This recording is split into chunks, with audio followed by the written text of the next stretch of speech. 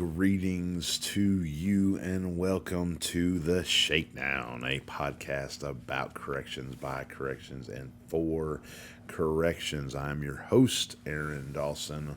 As always, awesome to be back with you this week. Looking forward to always looking forward to sharing some content with you, some thoughts, some information that hopefully will be an encouragement to you, make you smile if nothing else, but equip you and help you to not only be a good corrections officer, but be an excellent corrections officer.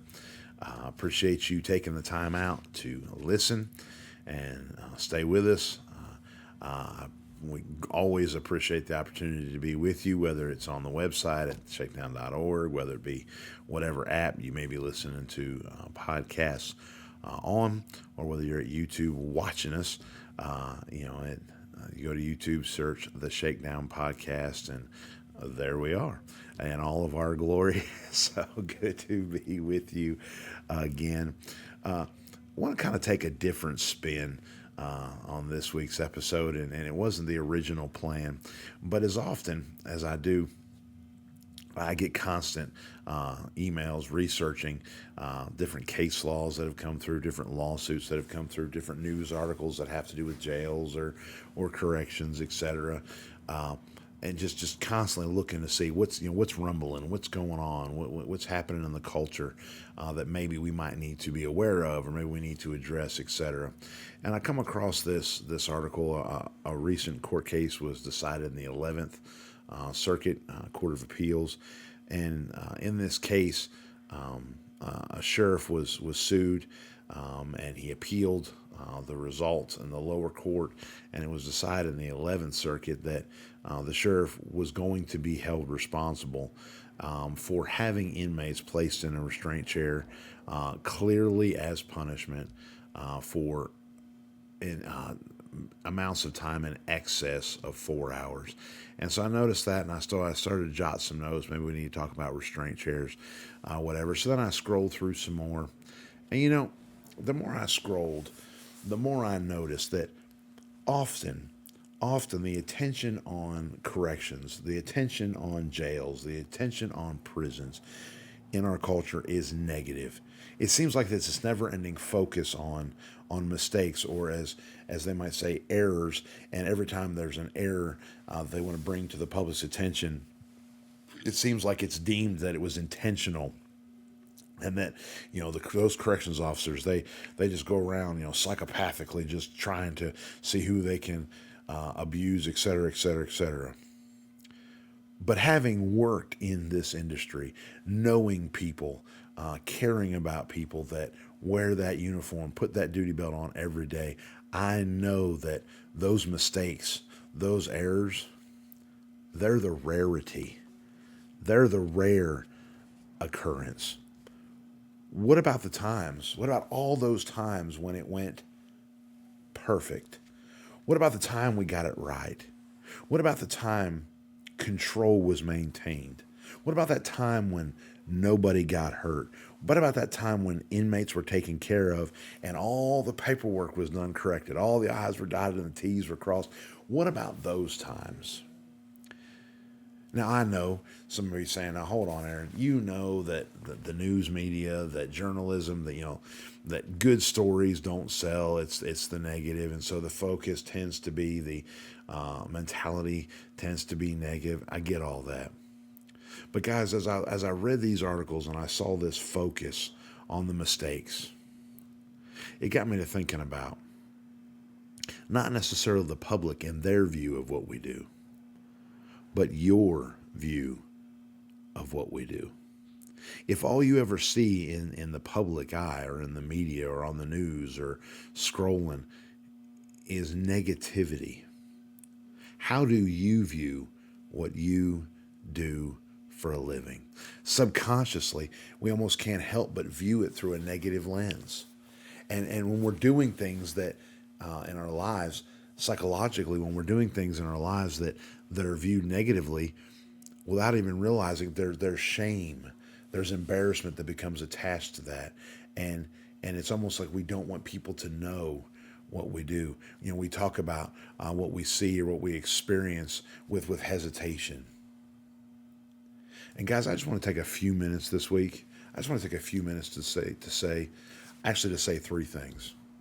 The first thing, guys, I want you to hear me say is thank you. If you're watching this on YouTube, you can see I'm looking directly on the camera. I'm pointing at you, and I want you to know that Aaron Dawson says thank you for what you do. Last month, the month of May, the second week of May, was National Corrections Officers Week, and I had the opportunity to go visit some jails and look at some folks in the face and say, hey, I just want you to know I appreciate you. The staff from NIJO able to visit, I want to say it was nearly 80 jails around the country.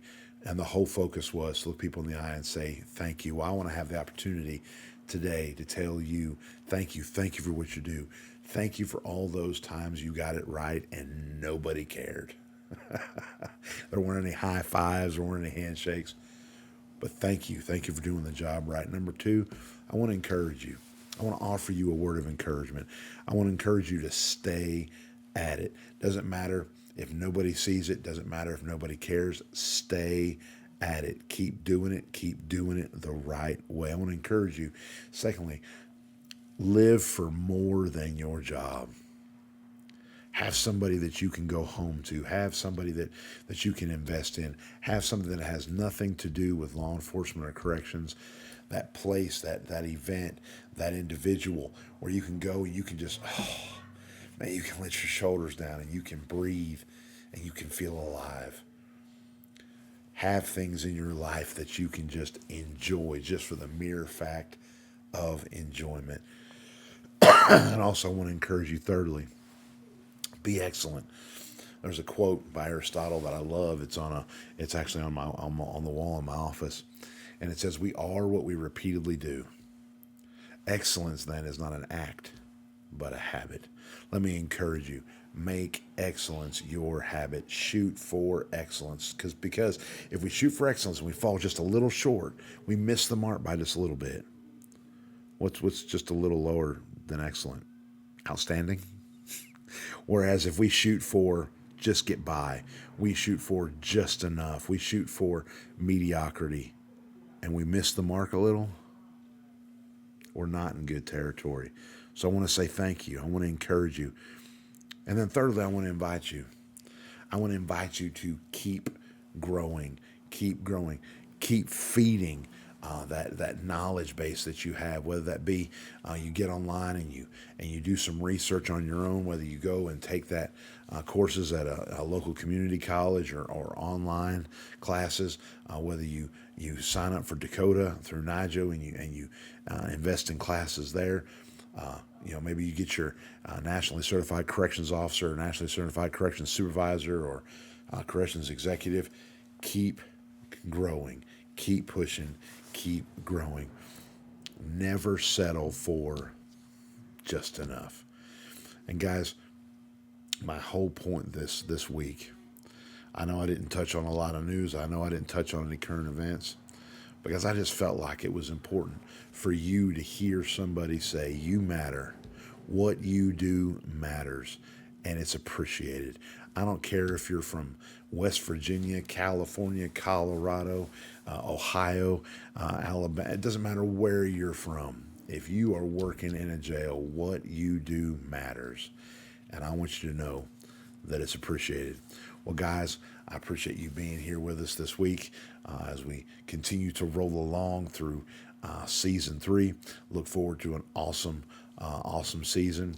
Look forward to hopefully getting a chance to cross paths with some of you at one of the jail cons, whether west, south, or central.